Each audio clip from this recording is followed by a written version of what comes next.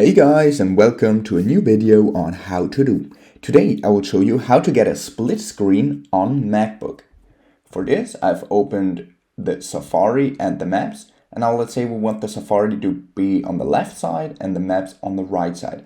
What you want to do is hover over this little green sign and then click tile window to right of screen, and then you can just click the Safari page until this appears. Now you can drag this around here, like if you want to see the Safari one bigger, then like this, or like this if you want to see more of the maps. Okay, that was a little hack on how to get a split screen on MacBook. If you enjoyed the video, please like and subscribe to stay tuned for more how to do videos. If you have a video suggestion, just let me know down in the comments. See you guys soon.